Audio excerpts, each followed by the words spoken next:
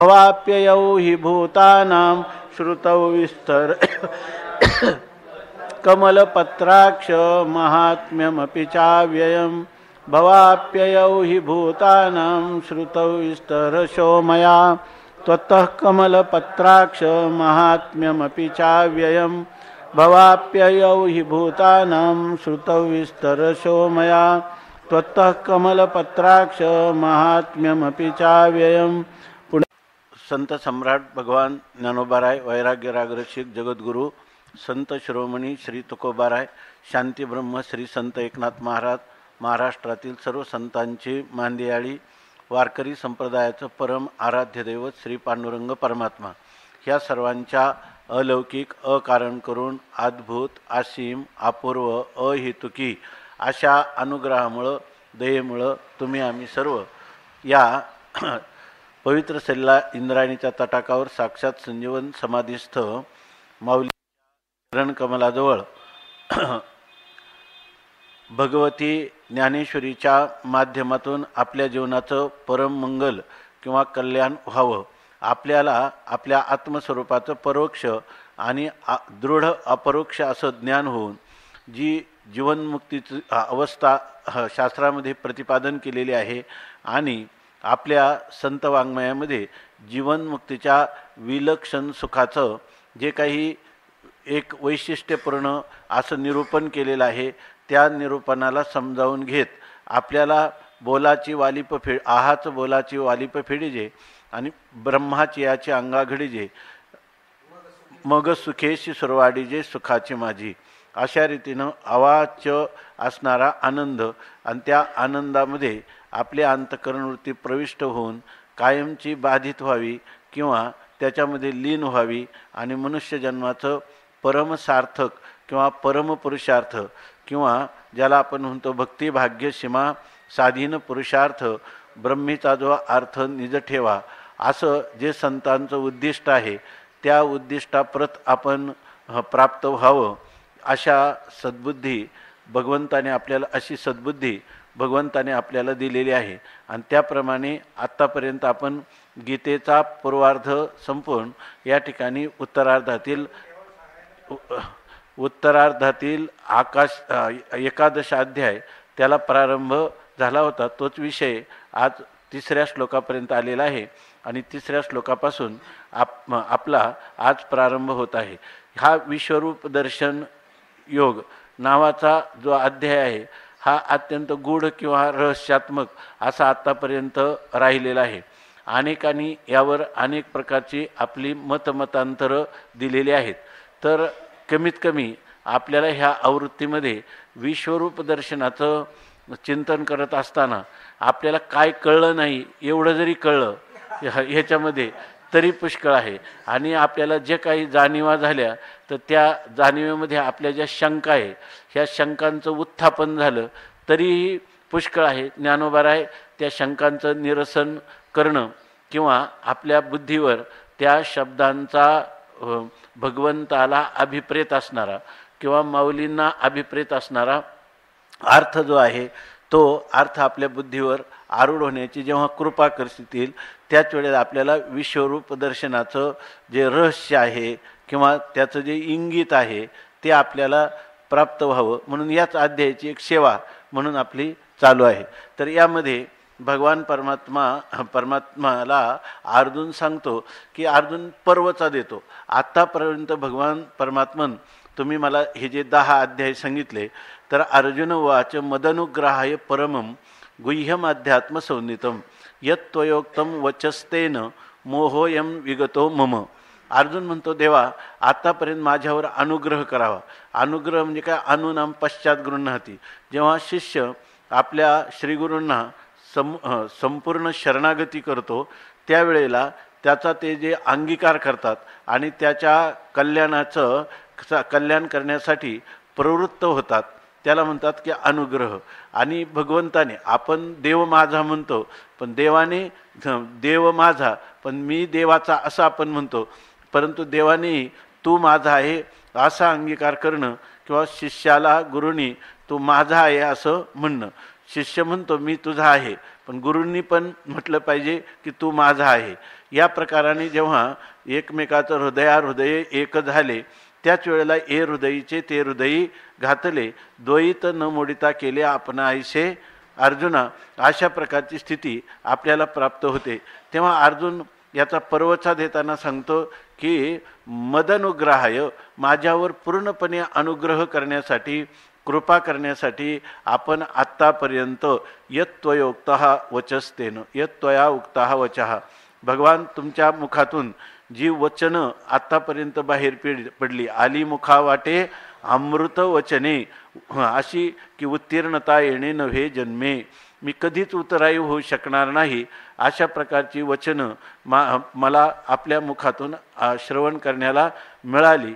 परंतु त्याचा परिणाम काय होता की भगवंताची गीता सांगण्यासाठी, अर्जुनाला गीता सांगण्यासाठी जी प्रवृत्ती झाली, त्या प्रवृत्तीचं मुख्य निमित्त होतं की अर्जुनाच्या ठिकाणी जे काही अहंता आणि ममता स्वरूप असणारा मोह किंवा जो अविचार होता की अविवेक होता, की ज्या ठिकाणी त्याला मी कोण आहे आणि माझ्या अतिरिक्त असणाऱ्या अनात्म पदार्थ काय आहे, असा आत्मानात्म विवेक अर्जुनाच्या ठिकाणी लोप पावला होता.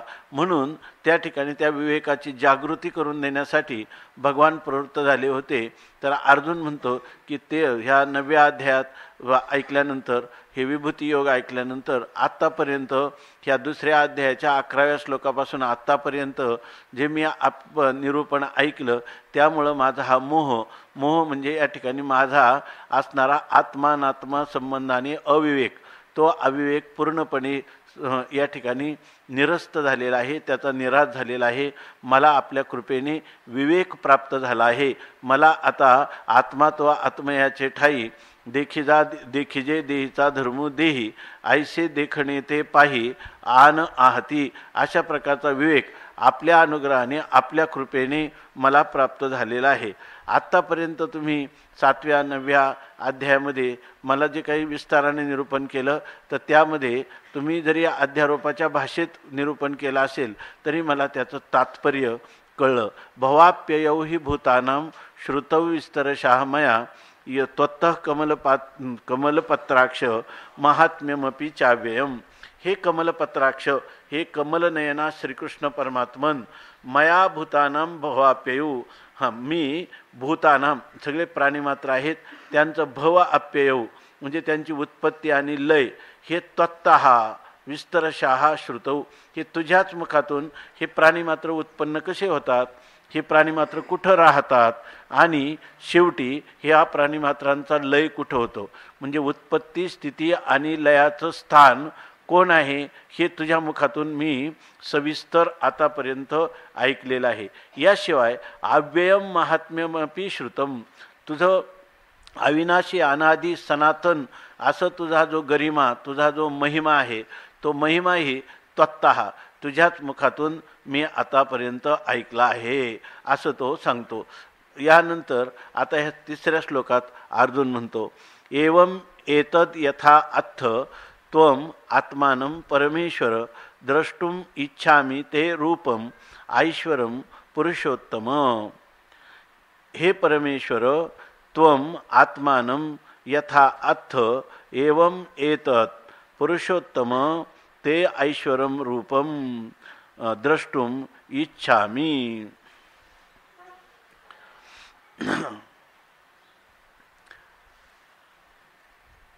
अर्जुन म्हणतो, हे परमेश्वर, हे परमेश्वरा, त्वम आत्मानं, तू आपल्याला यथा अथ, ज्या प्रकार यथा ज्या प्रकाराने किंवा ज्या प्रकारे तू मला अथ सांगतो, पण कोणाला आत्मानं म्हणजे तुझ्या स्वरूपाचा तू मला ज्या प्रकाराने वर्णन करतोस की माझं स्वरूप असं आहे. मया ततमिदं सर्वं जगदव्यक्तमूर्तिना मत्स्थानी सर्वभूतानी न चाहम तेष्वस्थितः. अशा प्रकाराने आत्तापर्यंत तुझे वर्णन केलेलं आहे, किंवा प्रकृतीचा उपाधी धरून तुझ्या पराप्रकृती आणि अपराप्रकृती सांगून तू मला आत्तापर्यंत जसं वर्णन केलेलं आहे, तुझ्या विभूती सांगून मला जसं तुझ्या स्वरूपाचं वर्णन केलेलं आहे, हे परमेश्वर त्वम आत्मानम, तू आपल्या स्वतःला यथा अर्थ ज्याप्रमाणे सांगतो एवम एतत, एवम एतत म्हणजे हे असंच आहे. म्हणजे तो भगवान परमात्मा जे सांगत आहे त्याच्या प्रामाण्यावर अर्जुनाचा दृढ अशा प्रकारचा विश्वास आहे. तू जे सांगशील ते इदम इत्थम, ते तसंच आहे. एवम एतत, अगदी तू सांगितलं ते तंतोतंत यथार्थ आहे. म्हणजे तुझ्या म्हणणं श्रुतीला, युक्तीला आणि अनुभवाला कुठेही विरोधी नाही असं आहे. पण हे पुरुषोत्तम, हे पुरुषोत्तमा, सगळ्या पुरुषांमध्ये श्रेष्ठ असणाऱ्या हे परमात्मन, ते ऐश्वरम रूपम, तुझं असणारं ऐश्वर्य ईश्वर स्वरूप, म्हणजे ज्याच्यामध्ये ज्ञान, ऐश्वर्य, बल, तेज, शक्ती यांनी संपन्न असणारं तुझं जे स्वरूप आहे ते आहे ऐश्वर, ईश्वराचं स्वरूप, म्हणजे वैष्णव स्वरूप. वैष्णव म्हणजे विष्णू व्याप्तव, तुझं असणारं अखंड निरतिशय व्यापक असं जे स्वरूप आहे, सर्वत्र विराजमान असणारं, सर्वत्र अनुश्युत असणारं, काय घटघट बिचमे रामरमय्या असं तुझं जे स्वरूप आहे ते ऐश्वर्य. ऐश्वर्य स्वरूपामध्ये तुझं बल काय आहे, तुझं वीर्य सामर्थ्य काय आहे, तेज काय आहे, शक्ती काय आहे, आणि यांनी संपन्न असणारं तुझं जे विश्वरूप आहे ते विश्वरूप द्रष्टुम इच्छामी, तुझं ते हा विश्वरूपाचं म्हणजे व्यापक असणारं ईश्वर स्वरूप त्या ईश्वर स्वरूपाचं मी द्रष्टुम इच्छामी, मी पाहू इच्छितो असं अर्जुन म्हणतो. आणि त्या संबंधाने भगवान माऊली सांगतात काय आहे की अर्जुनाला जे आहे ना, ह्या अध्यायामध्ये अजून अर्जुनच बोलत आहे पहिल्या 2 श्लोकात, आणि यापुढेही अर्जुन बोलतो ह्या 3ऱ्या आणि 4थ्या श्लोकात. आणि मग भगवान परमात्मा अर्जुन बोलल्यानंतर मग बोलायला आरंभ करतात म्हणजे त्याला साक्षात विश्वरूपच दाखवायला आरंभ करतात. परंतु या ठिकाणी आपण पाहिलं की अर्जुन सांगतो की आतापर्यंत हे मला सगळं झालं, पण अर्जुनाच्या मनात असं आहे की भगवंतानी जे आपलं स्वरूप सांगितलं, जे व्यापक स्वरूप सांगितलं ते पाहण्याची त्याची इच्छा आहे. म्हणून पाठीमागच त्यांनी सांगितलं की प्रकृती हे आड होती, ते देवेची सारवणी परवती, मग परतत्व माझे मती शेजार केले. अर्जुन थोडक्यात सांगतो, देवा तुम्ही आतापर्यंत जे काही निरूपण केलं, मी जे श्रवण केलं, त्या श्रवणाचा परिणाम काय झाला, तर तो परिणाम असा झाला की माझा तुमच्या यथार्थ स्वरूपाचं ज्ञान नव्हतं. ते ज्ञान का नव्हतं, तर एरवी प्रकृती हे आड होती, ही प्रकृती त्याला प्रतिबंधक झाली होती. म्हणजे तुझ्या अधिष्ठानावर असणाऱ्या कल्पित अशा मायेनं तुझ्या स्वरूपाला आच्छादित केलं होतं. त्यामुळं मला ती प्रकृती आड आल्यामुळं मला परतत्व, परमतत्व, तुझं यथार्थ स्वरूप ते मला अजून ज्ञात झालं नव्हतं. परंतु ते देवेची सारवणी परवती, परंतु भगवान परमात्म्यानेच अनुग्रह केला. कारण दैवी हेषा गुणमयी मम माया दुरत्यया, मामेव ए प्रपद्यन्ते मायाम एताम तरंती ते. ती जी प्रकृती आहे, तू पाठीमागं सांगितलं, ती प्रकृती जर दूर करायची असेल तर त्या प्रकृतीचा नियंता, तिचा मालक, स्वामी असणारा जो परमात्मा, त्याला शरण जावं, आणि तो परमात्मा तू आहे असं तू सांगितलं होतं. आणि जो मज होय अनन्य शरण, तयाचे निवारी मी जन्म मरण, या लागी शरणागता शरण्य मीची एकू असं तू सांगितलं होतं. आणि ही दैवी असणारी माया जर कोणी दूर करायची असेल तर तिचा नियंता परमात्म्याची शरणागती केली पाहिजे, म्हणजे तुझी शरणागती केली पाहिजे असं तू सांगितलं होतं. आणि मग होतं काय, मग तुका म्हणे माया आणि होय दाशी लागे पाया, तुटे भवरोग संचित क्रियमान भोग, आयशे विठोबाचे नाम उच्चारिता खंडे जन्म, वसो न शके पाप, जाय त्रिविधतो ताप, तुका म्हणे माया होय दाशी लागे पाया. असं जसं जगद्गुरू तुकाराम महाराजांनी सांगितलं त्याप्रमाणे मी तुमची शरणागती केली, आणि त्या शरणागतीचा परिणाम म्हणून माझ्या आत्मस्वरूपाच्या आड किंवा तुमच्या ब्रह्मस्वरूपाच्या आड जे आलेलं मायेचा पडदा होता, तो पडदा पूर्णपणे तुमच्या कृपेने दूर झाला. आणि तुम्ही काय माझ्यासाठी केलं, परतत्व माझे मती शेजार केले. म्हणजे माझी जी मती होती त्या मतीला शेजार म्हणजे शयास्थान, झोपण्यासाठी शयागार. तर तुम्ही काय करून दिलं तर परतत्व माझे मती म्हणजे माझ्या बुद्धीवर, मती म्हणजे बुद्धीवर परतत्व शेजार केले. म्हणजे परतत्व त्या वृत्तीला झोपण्यासाठी शयनासन म्हणून तुम्ही या ठिकाणी मला दिलं. म्हणजे याचा अर्थ काय, माझी जी बुद्धी होती, जी अंतःकरण वृत्ती जी बहिर्मुख धावत होती किंवा जी संशयापन्न झालेली होती किंवा विपरीत भावाला, अविवेकाला, मोहाला प्राप्त झाली होती, ती बुद्धी तुम्ही परतत्वाच्या ठिकाणी स्थापित केली. म्हणजे मला तो ह्या सर्वात ह्या जगदाधिष्ठान असणारं तुमचं जे वास्तव स्वरूप आणि जे माझंही स्वतःचं जीवाचंही जे वास्तव अधिष्ठान, की ज्या दोघांचं नित्य संचलेलं ऐक्य आहे आणि ते दोघांचं जे ऐक्य आहे त्याचं कारण ते दोन्ही एकरूप आहेत. म्हणजे त्यांचं नित्य संचलेलं स्वतःसिद्ध स्वयंप्रकाश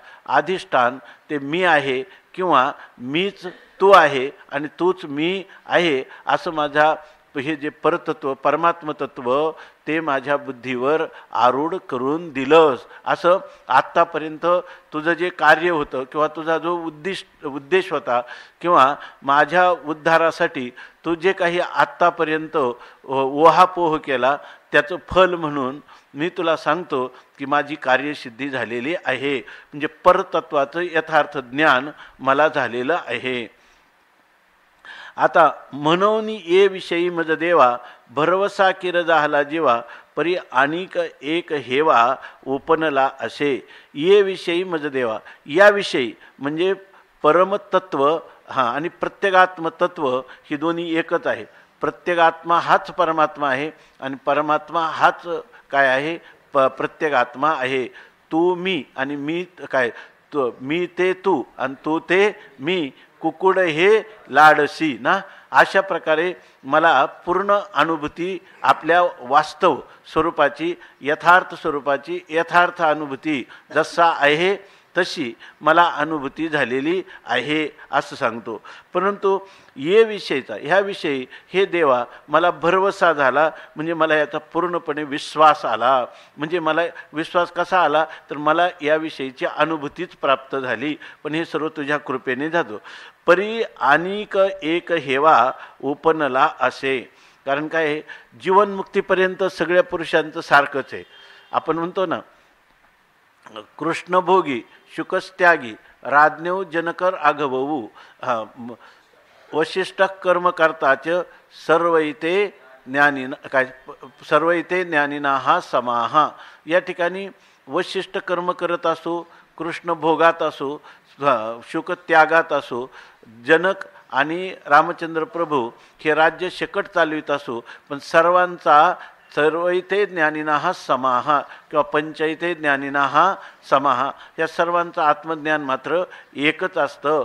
परंतु ज्ञानोत्तर प्रत्येकाचं प्रारब्ध लेश किंवा प्रारब्ध वैचित्र्याप्रमाणे व्यवहार मात्र भिन्न भिन्न असतो. आणि स्वामी महाराज सांगायचे की कोणत्याही मनुष्याला सुखदुःखाचा भोग देण्यासाठी प्रारब्ध आतून प्रयत्नाची जुळवाजुळव करीत असतं. म्हणजे ज्ञान जरी झालं त्यालाही आणि अज्ञानी पुरुषालाही त्याला जो प्रारब्धाचा भोग त्याला सुखदुःखाचा भोग झालाच पाहिजे. कारण का की असं सांगतं, मला ह्याच अध्यायात सांगितलेलं आहे की होणारे ते त्रिशुद्धी न चुके आणि बुद्धी होणारा सारी की ठाके, माझेनी कपाळी पिटावे लोके, बरोबर ना, ते लोटेल काह्या असं सांगतात. जी गोष्ट घडायची असते त्याप्रमाणे त्या मनुष्याला बुद्धी होते. बुद्धी ही कर्मानुसारिणी असं म्हटलेलं आहे.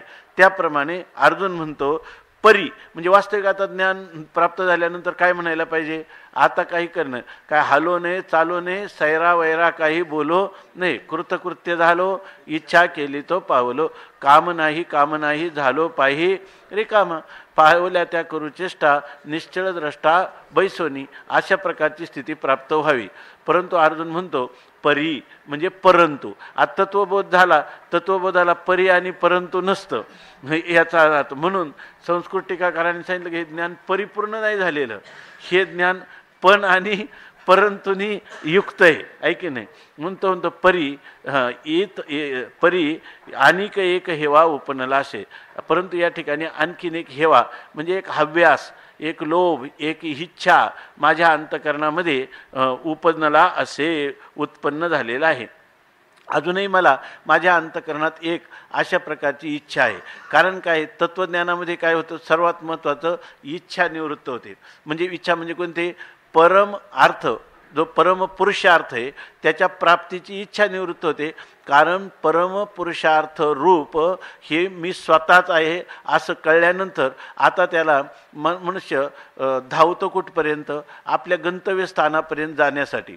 पण ज्या वेळेला तो आपल्या प्राप्तव्यस्थळी पोचतो त्याच वेळेला त्याचं धावणं संपतं. आणि जर अर्जुन म्हणतो की माझं अगदी मी कृतकृत्य झालेलं आहे असंच सांगतो ना, कारण माझी अंतकरण वृत्ती जी धावत होती त्याला परतत्व माझे मती शेजार केले, माझी बुद्धीला शयागार म्हणजे वृत्ती अखंड अधिष्ठानालाच, तुझ्या वास्तव स्वरूपालाच किंवा तुझ्याहून अभेद स्वरूप असणाऱ्या माझ्या प्रत्येगात्म स्वरूपाला ती बुद्धी विषय करीत आहे असं जर अर्जुन म्हणाला तरी तो पुन्हा म्हणतो परी परंतु आणिक एक हेवा उपनला असे. आणखी दुसरी एक इच्छा मला उत्पन्न झालेली आहे. अर्थात ज्ञानीपुरुषाला जी एक साधारण इच्छा सर्वांना असते, दुःखाच्या आत्यंतिक निवृत्तीची आणि परमानंद प्राप्तीची, ती इच्छा तत्वज्ञानी पुरुषाची निवृत्त होते. पण असाधारण इच्छा, बरोबर आहे का बघा, असाधारण इच्छा त्याला प्रारब्ध प्राप्त सुखदुःखाचा भोग होण्यासाठी, त्याच्या अंतकरणात त्या सुखदुःखाचा भोग होण्यासाठी निर्माण होऊ शकतात. त्या कोणत्या इच्छा आहे, असाधारण इच्छा. आणि असाधारण इच्छा ही प्रत्येकाची वेगवेगळी असते, म्हणूनच तिला असाधारण असं म्हणतात. आणि ह्याच्यामुळं ती जी त्याच्या अंतकरण वृत्ती असते ती बाधितानुवृत्ती असते. बाधितानुवृत्ती म्हणजे तो पदार्थ मिथ्या आहे असं समजल्यानंतरही त्याची प्राप्तीची इच्छा होऊ शकते. जसं आपल्याला नाटक खोटं आहे असं समजलं तरी आपल्याला नाटक पाहण्याची इच्छा होते की नाही, तिकीट काढून आपण जातो. त्याचं कारण काय, करमणूक म्हणून आपण करतो. तसं जीवनमुक्तीच्या विलक्षण सुखार्थ म्हणजे उपलब्धी व्हावी म्हणून अनेक प्रकारच्या इच्छा होऊ शकतात. किंवा दुसरं एक म्हणता येईल की प्रारब्ध सुखदुःखाचा भोग देण्यासाठी अनेक प्रकारच्या इच्छा त्याच्या काय अपरिहार्यपणे त्या अंतकरणात उत्पन्न होऊ शकतात. त्याच्यामध्ये जीवाचं स्वातंत्र्य नाही असंही म्हणता येईल ना. म्हणून या ठिकाणी अर्जुनाला परी एक हेवा उपनला असे, एक हव्यास, एक लोभ, एक अंतकरणामध्ये माझ्या इच्छा उत्पन्न झालेली आहे. म्हणजे याचा अर्थ आता सांगितलं की मग याच्यावरून अर्जुन अपूर्ण होता असं समजायचं का, नाही. तर तीही इच्छा उत्पन्न, ही अर्जुनाची इच्छा कोणती, साधारण इच्छा आहे का असाधारण इच्छा आहे. सगळ्या साधारण इच्छेची पूर्ती झालेलीच आहे, काही त्यांनीच कबूल केलेले, परतत्व माझे मती शेजार केले. आणि मग असं असूनही आणिक एक हेवा उपनला असे, म्हणजे साधारण इच्छा निवृत्त झाली तरी असाधारण इच्छा त्या ठिकाणी जी उत्पन्न झाली ती अर्जुन भगवंताला सांगत आहे. आता काय वास्तविक अर्जुनाच्या मनात असं वाटतं की ह्या इच्छा ज्या आहेत ह्या सगळ्या बाधित इच्छा आहे की नाही, सगळ्या ह्या इच्छा बाधित इच्छा आहेत असं माहीत आहे. मग आता चांगलं पहा, आता मग अर्जुनाने काय करायला पाहिजे, खरं जरी ही इच्छा उत्पन्न झाली तरी हिचाही निग्रह करायला पाहिजे आणि आपल्या आत्मस्वरूपातच वृत्ती लीन करायला पाहिजे, आहे की नाही. त्यामुळं आणि असं जर म्हणणं, बरं हे केलं तर देवाला आवडेल का, अशा अनेक इच्छा मागून पुन्हा ती इच्छापूर्ती केलेलं देवाला आवडेल. पण असं जर पाहिलं मुळतः तर हे नाही. या अर्जुनाच्या मनात असा भाव आहे की अरे जर आता आपल्याला ह्या बोध झाला, एवढं जर आपण याचा मध्ये भरोसा झाला असं जर म्हणतो तर आता देवाकडे हे काहीच पुढचं मागता कामा नाही, आहे की नाही. म्हणून तो म्हणतो, कारण तो म्हणतो भिडा जरी म्हणून राहो. त्यामुळं अर्जुनाला जर भीड वाटली की असं जर बोललं तर हे काही योग्य नाही. म्हणून आपण याची काय झालं, भिडेने हे बोलता कामा नाही. परंतु तुका म्हणे भीड खोटी आणि लाभ विचाराचे पोटी. नुसते आतमध्ये शंकांचं साम्राज्य आहे आणि बाहेर मी निशंक झालो, ऐका नाही, कामनाही झालो पाही रिकामा, असं जर म्हटलं तरी तुकाराम महाराज म्हणतात काय, खाण्याचं जे सुख आहे ते ढेकरे जेवण दिसतसे साचे, नाही तरी काचे कुंथी. तुका म्हणे मज कळते चाचणी, बडबडीची वाणी अथवा सत्य. जर आपण म्हटलं पोट भरलं नाही, काल सकाळी मी जेवण केलं आणि थोडंसं कमी खाल्लं याच्यामध्ये आणि मग मला भूक लागली, पण आता लगेच कसं आहे का खावं म्हणून हे आले तर यांच्याकडूनही खाल्लं नाही, तिथंही खाल्लं नाही, शेवटी काय लाया खात बसलो नंतर, म्हणजे खावं तर लागलंच की नाही याच्यामध्ये. तसं भीड खोटी, या ठिकाणी तुका म्हणे भीड खोटी आणि लाभ विचाराचे पोटी. अर्जुन म्हणतो भिडा जरी म्हणो राहो, जर भिडेने मी म्हटलो तर खरं काय आहे, हा जो तृप्ती, जर मनुष्याला ढेकर आला तर त्याचं जेवण पूर्ण झालं, नाहीतरी तो मनाने जर काढायला लागला ढेकर तर त्यांनी काय होत नाही. नाहीतरी काचे म्हणजे अपरिपक्व अवस्थेत, कच्च्या अवस्थेमध्ये काय कोणती उगीच हो अगदी पोट झालं, पोटावरून हातही फिरवला तरी नाही, आणि त्याच्यात पुन्हा तुकाराम महाराज असले तर लोपूनही राहत नाही, आहे की नाही. तुका म्हणे माझं कळते चाचणी. तुकाराम महाराज प्रत्येक गोष्ट पाहिली का, भक्त आहे का, हा ज्ञानी आहे का, हा जीवनमुक्त आहे का, तुकाराम महाराजांच्या व्याख्या ठरलेल्या आहे त्याच्यामध्ये.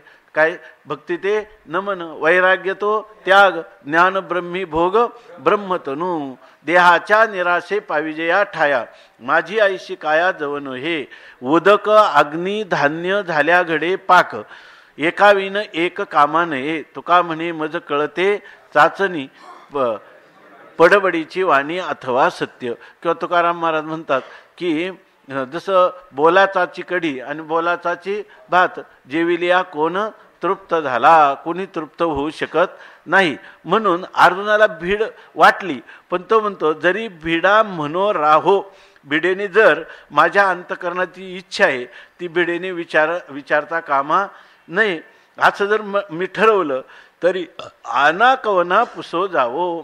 तर आना म्हणजे इतरांना, आता कोणाला विचारायला जाऊ, म्हणजे याचा अर्थ आपल्या जीवनात जे प्रश्न निर्माण होतात आणि जर आपल्या जीवनात कृपाळू, श्रोत्रिय, ब्रह्मनिष्ठ असे श्रीगुरु त्यांनी जर आपला अंगीकार केला असेल आणि आपण अनन्यनिष्ठा त्यांच्या ठिकाणी असेल तर कोणत्याही प्रकारची भीड साकडी न धरवे, त्या ठिकाणी काही भीड धरता कामा नये, असं त्याचा व्यंजनेने अर्थ होईल की नाही.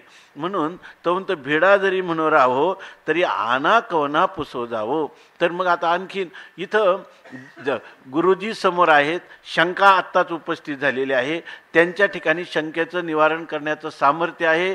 तरी जर यांच्या ठिकाणी भीड ठेवली आणि दुसऱ्याला विचारायला गेलं, अर्जुन म्हणतो आना कवना पुसो जावो, आता दुसरीकडे कुठं जाऊ, कृष्णम वंदे जगद्गुरु, मी ज्याचा पायाचा आश्रय केला त्याला म्हटलं की कार्पण्य दोषोपहत स्वभावा, पृच्छामी त्वाम धर्म संमूढ चेता, यत् श्रेयशान निश्चितम ब्रूहि तन्मे.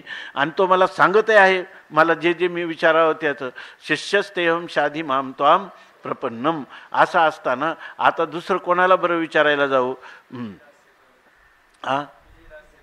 तुझे दास्य करो आणि का मागो खावया, धिक झाले जिने माझे पंढरी राया, कायगा विठोबा आता तुझ म्हणावे, शुभाशुभ गोड तुम्हा थोरांच्या दैवे. उलट दुसरं कोणाला विचारण्यापेक्षा प्रेम कल करावा आपल्या इष्टाशी किंवा श्रीगुरुशी, आहे की नाही. काय आता संसाराचा धाक निरंतर आम्हाशी आणि मरण भले परी काय अवकळा ऐशी, तुझा दास तुझा शरणागत शरण जावो अनिकाशी, तुका म्हणे लाज कवना हे का नेनसी. हे प्रेम कलातलं तुकाराम महाराजांचं भाषण. देवाची लाज काढतात आणि इथं म्हणतात देवाचं चुकीचं नाही, आपणच दुसरीकडे कुठंतरी जर विचारायला जाणं हे बरोबर नाही, ऐकी नाही. तरी आना कवना पुसो जावो, काय तुझं वाचोनी ठावो, जाणत आहो आम्ही, तुझ्याशिवाय दुसरा कोणता तुझं वाचोनी ठावो, तुझ्या वाचून दुसरं ठिकाण आम्हाला कोणी आहे का नाही. तुकोबारायांचा एक अभंग आहे,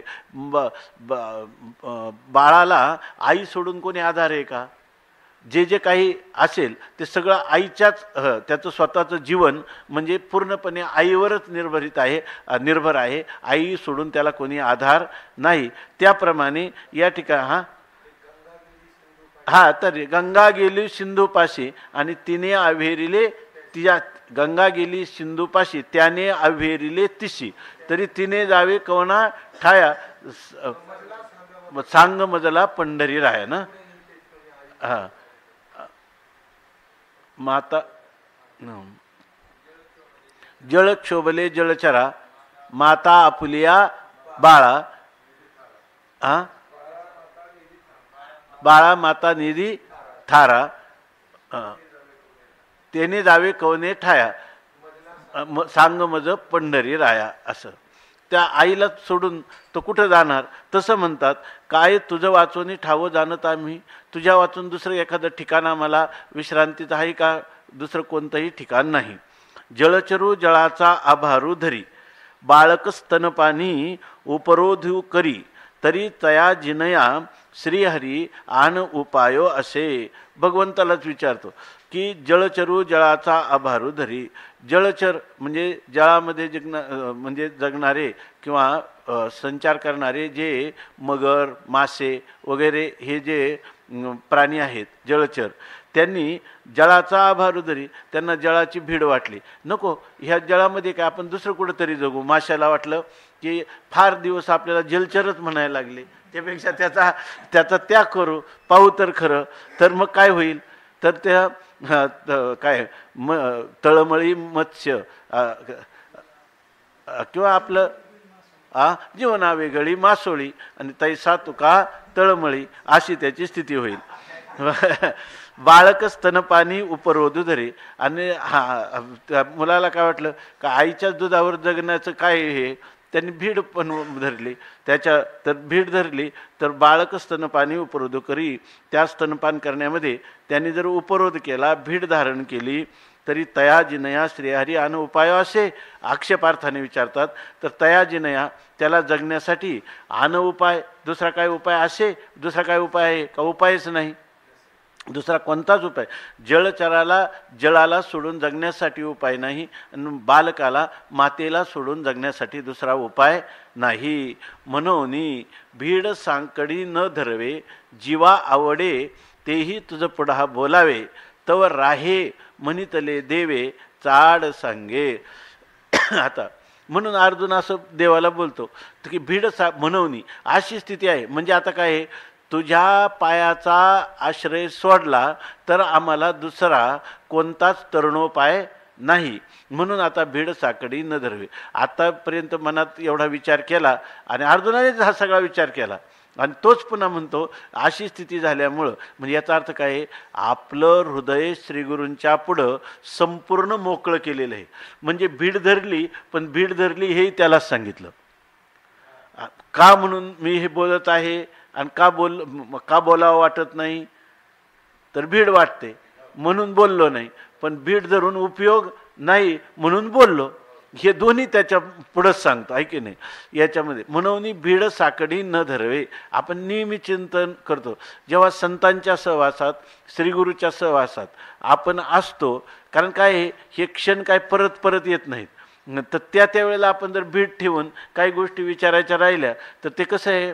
स्वामी महाराज सांगायचे आता मला मळमळ सुरू झाली तर त्या ठिकाणी आपण एसटीत बसतो ती आणखीन वाढते पण आपल्याला वाटतं शेजाऱ्याच्या अंगावर पडेल इकडं तिकडं म्हणून आपण तसंच ते दाबून धरतो. त्याचा परिणाम काय होतो.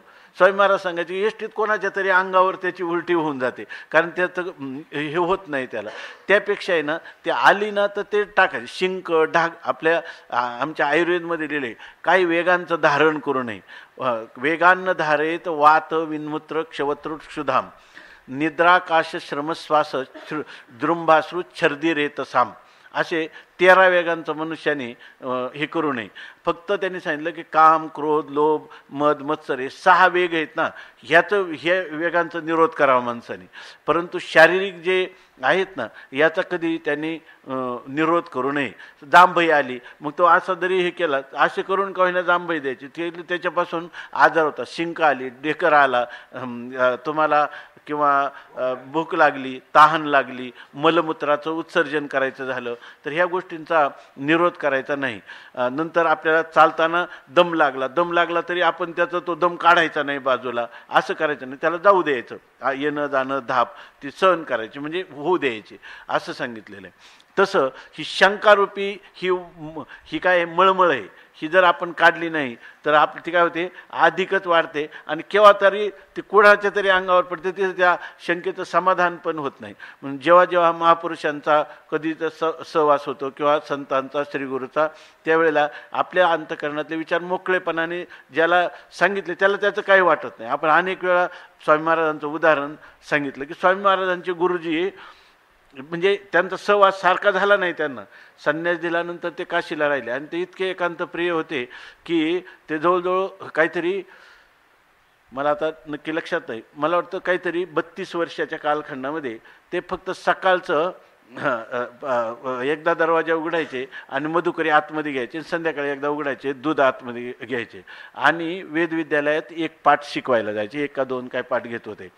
काशीच्या सांगवेद विद्यालयामध्ये. असं त्यांचं, बाकीचं सगळं ते आपल्या चिंतनात राहायचे. आता त्यांनी कोणालाच संन्यास दिला नाही, फक्त स्वामी महाराजांना आणि गजानन स्वामींना आयुष्यात दिल्यानंतर यांना त्यांनी सांगितलं तुम्ही मनन निधी ध्यासन करा. कारण त्यांना असं लक्षात आलं की यांना त्यांच्या पहिल्याच भेटीमध्ये त्यांचं पत्र आहे अजून आलेलं आश्रमामध्ये, किंवा हे महापुरुष फक्त वस्त्रांतर करण्यासाठी माझ्याकडे आलेले, यांना अगोदरच तत्त्वज्ञान पूर्णपणे झालेलं आहे असं त्यांच्या गुरूंनी लिहिलं. परंतु त्यांच्या एक लक्षात आलं की हे स्वामीजी म्हणजे दृढ निश्चय आहे खरा, पण हे जरा स्वामी महाराजांचा स्वभाव जरा कसा होता, धसमुसळेपणासारखा, म्हणजे एकदम त्याला काय म्हणतो आपण, अधिक आत्मविश्वास असं एकदम. तर त्यांना असं वाटलं की यांना थोडी धोक्याची सूचना, म्हणून त्यांनी सांगितलं तुम्हाला जरी असलं ना तुम्ही थोडं निधी ध्यासन केलं पाहिजे, काही काळ बसलं पाहिजे, असं त्यांनी सांगितलं. मग स्वामी महाराजांनी त्याच्यावर त्यांना पार हे करून टाकलं की ते म्हणे, मी 2 दिवस त्यांना बसवलं, ते म्हणले कसं काय बरं वाटतं का आता, हे म्हणे बरं वाटतं तसं, पण का हो स्वामी म्हटले तुम्ही सांगितलं की ह्याचं मनोनाश आणि वासनाशयासाठी निधी ध्यासन केलं पाहिजे, पण मला ते 2 दिवस मनही सापडलं नाही, वासनाही सापडली नाही, सापडली असती तर मी त्याला ठारच मारलं असतं म्हणे, असं ते म्हणले. ते म्हणले तुम्ही आमचे गुरु आहेत म्हटले, कारण ते म्हणे मनन ना आत्मस्वरूपाच्या ठिकाणी मनच नाही तर त्याला मारायचं कुठं, अनात्म पदार्थ, जो पदार्थ आत्मस्वरूपाच्या ठिकाणी सिद्धी नाही, असं काही ते बोलले. मग ते म्हणले हे तुमचं खरं आहे. आणि मग त्यांनी स्वामीजींना येताना सांगितलं, स्वामीजी त्या काहीतरी 2 महिने त्यांच्याबरोबर तिथं थांबले नंतर गरुडेश्वरला. नंतर मग त्यांनी सांगितलं हे तुम्ही जरी म्हणत असले ना पण तुम्ही अखंड चिंतन करत राहा, म्हणजे निधी ध्यासन करत राहा, तुम्हाला जीवनमुक्तीचं विलक्षण सुख प्राप्त होईल त्यांनी, असं सांगितलं. तर स्वामी महाराज नंतर म्हणायचे की कैवल्याश्रम स्वामी महाराजांनी मला तेव्हा सांगितलं, पण तेव्हा त्या म्हणण्याचा परिचय मला आता वयाच्या 66व्या वर्षी मला त्याचा परिचय असं वाटायला लागला की स्वामी म्हणतात ते काय आहे बरोबर आहे. कारण ते म्हणायचे जर मला साध्या गोष्टीवरून डोकं फिरलं तर पुन्हा शांत व्हायला झोपच येत नाही, मग अशा वेळेला काय तुम्हाला पर्याय. याचाच अर्थ निधी ध्यासनाच्यामध्ये मनुष्य रममान राहिलं तर त्याला हे दुःख कुठं वाऱ्यावर निघून जाईल, हे डोकं फिरायचं काय काम नाही. मेरूपासून थोरे देह दुःखाचे नि डोंगरे, दाटी जो पडी भरे चित्त न दाटे. ही स्थिती कधी होईल, जर तुम्ही हा अभ्यास केला असला तरी ही अभ्यासाने प्राप्त होणारी स्थिती आहे. तत्त्वज्ञानाने तुम्हाला तत्त्वज्ञान काय करेल, त्याच्या मिथ्यात्वाचा निश्चय करून देईल, आणि ती माया काय म्हणेल, तुम्हाला कितीही मिथ्या म्हण मी तुला सतावणारच आहे की नाही. अशा वेळेला त्या मनुष्याच्या अंतःकरण ज्ञान झालंय खरं, पण दुःख नकोच वाटतं, असं वाटतं की नाही. हे जर नको असेल तर त्याला पर्याय काय आहे, त्याला पर्याय हाच आहे की नेहमी आत्मस्वरूपाच्या ठिकाणी अखंड रममान राहणं. त्याच्यासाठी 6व्या अध्यायामध्ये यस्त्वात्मरतिरेव स्यात् आत्मतृप्तश्च मानवः आत्मन्येवच संतुष्टस् तस्य कार्यं न विद्यते, अशा प्रकारची स्थिती आहे. म्हणून त्या आपल्याला ह्याच्यासाठी चाललं होतं की स्वामी महाराजांचा एवढा सहवास आला, पुन्हा वारंवार स्वामी महाराज जात राहिले, परंतु कायमचा जे सहवास आहे तो त्यांना तिथं त्यांच्याकडे लाभला नाही. पण जेव्हा जेव्हा त्यांचा सहवास व्हायचा तेव्हा स्वामी महाराज मन मोकळेपणाने त्यांना आपलं सर्व सांगायचे. आणि त्यामुळं त्यांचे नुसतं पत्र आलं तर त्या पत्रात 4 ओळी त्यांच्या शंकेच्या लिहिल्या असल्या, ते पत्रसुद्धा त्यांनी खूप जपून ठेवली. ते पत्र आपण स्वामींचे बोले ना, त्याच्यात त्यांची 108 चिंतनाचं पत्र आहे, तर ते पत्र पण छापलेलं आहे. तर त्याच्यामध्ये ते वारंवार सूचना द्यायचे. आणि स्वामी महाराज ते शब्द म्हणजे फार एकदम हृदयाशी कवटाळायचे, म्हणजे हे असंच आहे आणि स्वामींचंच अनुसरण केलं पाहिजे असं असल्यामुळं त्यांना खरं जीवनमुक्तीचं विलक्षण सुखाचा भोग पाहायचा असेल तर त्याला स्वामी महाराजांचंच जीवन चरित्र त्याला मनुष्याला त्याला साक्षी ठेवायला पाहिजे, इतकं त्यांना तो आनंद झाला. याचं कारण का, श्रीगुरूंशी असणारा मोकळा व्यवहार. तर त्याच्याबद्दलचं आपण अनेक वेळा सांगितलेलं असेल की एकदा स्वामी महाराजांचे गुरु कैवल्याश्रम स्वामी हे त्यांना प्रोस्टेट म्हणजे मूत्रावरोध म्हणजे ह्या एक ग्रंथी असते, पौरुषेय ग्रंथी त्याला म्हणतात, आणि ती सुजली आणि त्यामुळे त्यांची लघवी बंद व्हायला लागली. मग त्यांनी ते तर एकदम विरक्त संन्यासी होते, ह्या ऑपरेशनला पैसे कुठून असणार, म्हणून त्यांनी स्वामी महाराजांना पत्र लिहिलं की मला असा असा त्रास होतो. मग स्वामी महाराजांनी इथं चौकशी केली ससून हॉस्पिटलला, कारण त्यांची काय अशी आर्थिक स्थिती नव्हती, म्हणजे ते करायचं लाखो करू शकत होते पण ते करत नव्हते. मग त्यांची एक भाची होती नर्स याला आपल्या ससून हॉस्पिटलला, मग ते कधी कधी भेटायला यायचे. तर त्याला निरोप दिला. ती भेटायला आल्यावर स्वामी महाराज म्हणले, आज तू साक्षात देवी आहे आणि आमच्यावर मोठं संकट पडले, तूच आमचं निवारण करू शकते, असं तिला स्वामी महाराजांचा तो स्वभाव होता. मग ते सांगितलं, काय झालं स्वामीजी, तुम्ही काय एवढी चिंता करता. त्यांनी सांगितलं, आमच्या गुरूंना अशा प्रकारचे आमच्याजवळ पैसे नाही, तर तू व्यवस्था. ती म्हणे तुम्ही खाजगीमध्ये करा, मी पैसे देते. ते म्हणे नाही ते तर आमचे नियम आहे तसे. तू हॉस्पिटल, मग काय उपयोग, तुझं हॉस्पिटल एवढं मोठं हॉस्पिटल तुझंच आहे, तू आमच्या गुरूंना नीट केलं पाहिजे. ते म्हणजे त्यात काय सगळं फुकटच असतं तिथं, आणि तिची मोठी पोस्ट होती त्याच्यातही, म्हणजे मुख्य नर्स वगैरे काय. मग ते व्यवस्था केली. स्वामी महाराजांना बोलून घेतलं, ऑपरेशन झालं. नंतर मग त्यांनी सांगितलं 1 महिनाभर विश्रांतीला थांबा, नंतर तुम्ही तपासण्या करून जा. मग ते राहिले तिथं आश्रमामध्ये राहिल्यावर एक दिवस स्वामी महाराज मधुकरीला जायचे, घेऊन यायचे मधुकरी, नंतर त्यांना वाढायचे, आपण प्रसाद घ्यायचे, भांडी घासायचे. त्यावेळेस स्वामींचं वय थोडं तरुण होतं. मग ते झालं त्यांचं. एक दिवस काय झालं, तिथे एक बकुळीचं झाड आहे, आश्रमात पाहिलं असेल कोणी, असा पार आहे त्या झाडाला, आणि तिथं मग ते स्वामी महाराज सगळी भांडी ठेवायचे आणि घासायचे स्वतः त्याच्यामध्ये. आणि ते समोरच्या वाटा जो आहे कन्हैयाचा, त्या वाट्यावरती गुरुजींना गादी टाकली होती, ते तिथं बसले होते.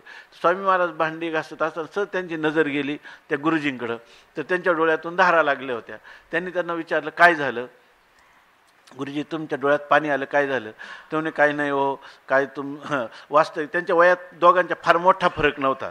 ते म्हणे, तसं पाहिलं तर तुमचं माझ्या वयामध्ये काही फरक नाही, पण आता उन्हाळ्याचे दिवस तुम्ही अनवाणी पायाने जायचं, मधुकरी उन्हात घेऊन यायची, मला वाढायची, भांडी तुम्ही घासायची, मला याचं फार खेद होतो म्हणले. ते म्हणे, मग याचं खेद होता आणि फार डोळ्यातून पाणी आणता, या ना भांडी घासायला. म्हटले, भांडी घासायची, रडता कशाला म्हणे.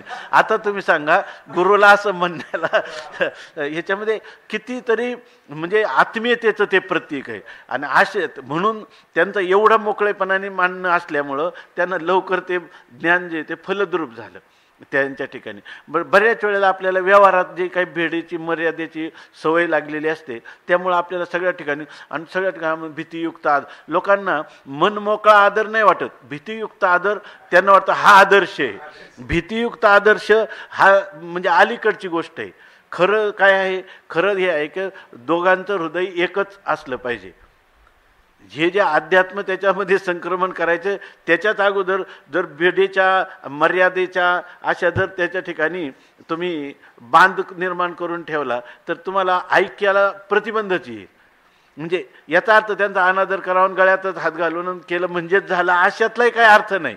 पण हे सगळं काय आहे, हे सगळं भगवंताची कृपा असेल तरच त्याला ती मर्यादा कुठं ठेवावी आणि मोकळं कुठं व्हावं, याला सुद्धा देवाची काय पाहिजे, कृपाच पाहिजे, आहे की नाही. पण ही कृपा संपादन करण्यासाठी देवालाही मोकळेपणाने बोललंच पाहिजे, आहे की नाही. असं आहे.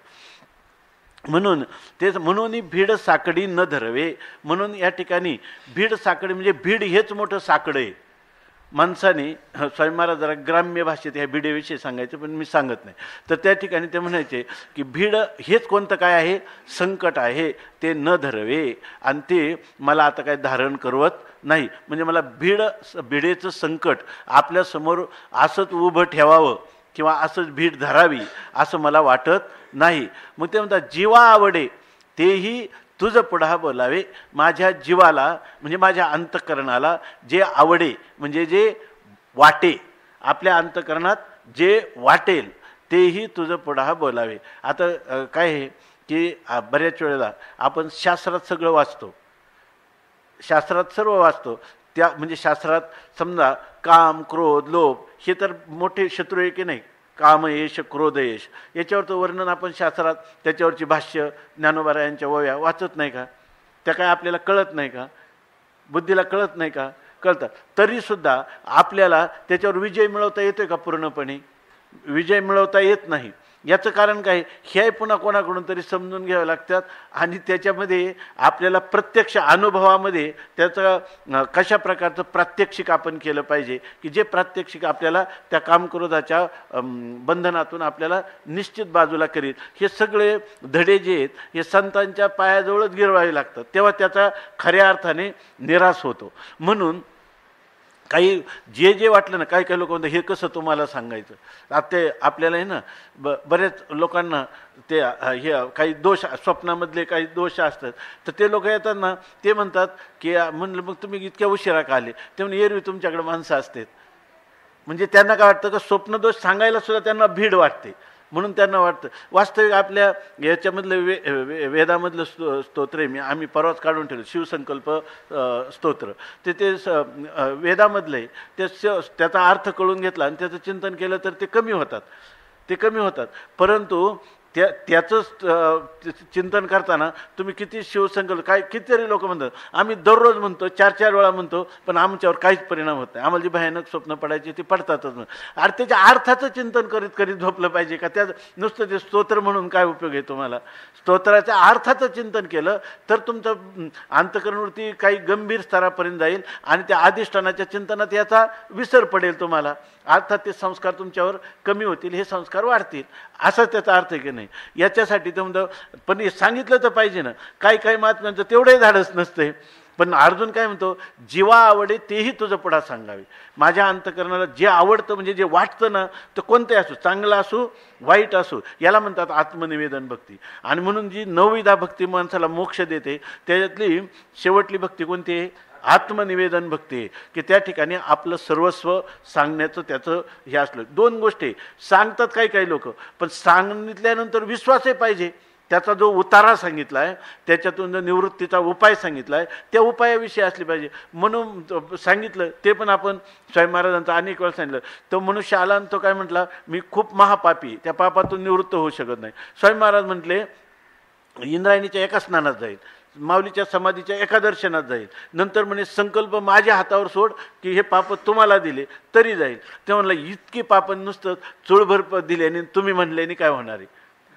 आता म्हणजे कधीच होणार नाही. म्हणजे नुसतं जीवा आवडे ते तुझं पुढे सांगावे एवढ्याने भागणार नाही. त्याचा जो काय सांगितलेला उपाय आहे त्या उपायावर त्याची इतकी निष्ठा असली पाहिजे, अतिशय निष्ठा राहील. आणि हेच जेव्हा देवाच्या लक्षात आलं, हे अर्जुन मनात आलेलं सांगतो आणि आपण सांगितल्यावर त्याची दृढ निष्ठा आहे. आता याला लांब याची ही पुन्हा साखळी काय ऐकण्याची आवश्यकता नाही. तव राहे म्हणितले देवे, तेव्हा देव म्हणतात की राहे थांब, आता मला तुझ्या मनात काय आहे तुझं सगळं म्हणजे अधिकार सुद्धा तुझा मला, तुझी धारणा मला पूर्णपणे लक्षात आली. तो देवे म्हणे म्हणितले राहे, तो आता थांब अर्जुना, पुरे झाला. आता राहे म्हणजे पुरे झाला. चाड सांगे तुझ्या मनात काय इच्छा आहे ते सांग. अर्जुन म्हणतो ना परी अनिक एक हेवा उपन्नला असे, तुझ्या मनात जी काही इच्छा उत्पन्न झाली ती अगोदर सांग. हे जेव्हा इतकं अंतःकरण ओतून बोलतात त्यावेळेला देवाला सुद्धा काही हे सहन होत नाही. काय माझ्या अर्जुनाला काय इच्छा झाली, ती प्रतिबंधक आहे का जीवनमुक्तीच्या विलक्षण सुखाला कारण होते, काय आहे तरी काय, तर ती ऐकून घेऊ. म्हणून या ठिकाणी भगवान त्याला असं म्हणतात. वास्तविक अजून भगवान बोलले का? अजून तर पण ज्ञानेश्वर महाराजांनी तो बोलते 5व्या श्लोकात, ज्ञानोबरायांना काही झालेले, त्यांना ते म्हणतात आत्ताच काय करतो, मला इच्छा कथन कर. तर आहे ज्ञानोबरायांच्या संकल्पनेतला अर्जुन कुठं कुठे वेगळा आहे की नाही. कुठं ज्ञानोबरायांच्या संकल्पनेतला भगवंताचा जो स्वभाव आहे मूळचा, तो किती दयार्द्र आहे. तो इतका दयार्द्र की जिथं शब्द दिसतील त्याच्या आधीच ज्ञानोबरा आहे. ते एक शब्द आहे ना काय, आधी मनामध्ये येतं, नाही ती नाही, ते अगोदर क्रियेत येतं मग ते मनात आल्यासारखं भासतं. वास्तविक मनात आल्याशिवाय क्रियेत येत नाही, परंतु ते इतक्या वेगाने येतं का असं वाटतं का अगोदर क्रिया आहे नंतर काय आहे, नंतर संकल्प झाला, अशा अर्थात आहे ना काय चिंतन. तशा प्रकाराने सांगतं. तर आहे म्हणितले देवे चाड सांगे. मग आपल्याला वाटतं का आता पुढच्या श्लोकात अवतरण काय येईल, भगवानु वाच, पण याच्यामध्ये ते अवतरण आलेलं नाही, ते 5व्या श्लोकात आलेले. मग अर्जुन म्हणतात, अर्जुन म्हणतो आता चाड सांगे असं म्हटल्याबरोबर मग बोलिला तो की आता एवं एतद् यथार्थत्वमात्मानं परमेश्वर द्रष्टुमिच्छामि ते रूपमैश्वरं पुरुषोत्तम. एवमेतद् यथार्थत्वमात्मानं परमेश्वर द्रष्टुमिच्छामि ते रूपमैश्वरं पुरुषोत्तम. एवमेतद् यथार्थत्वमात्मानं परमेश्वर द्रष्टुमिच्छामि ते रूपमैश्वरं पुरुषोत्तम.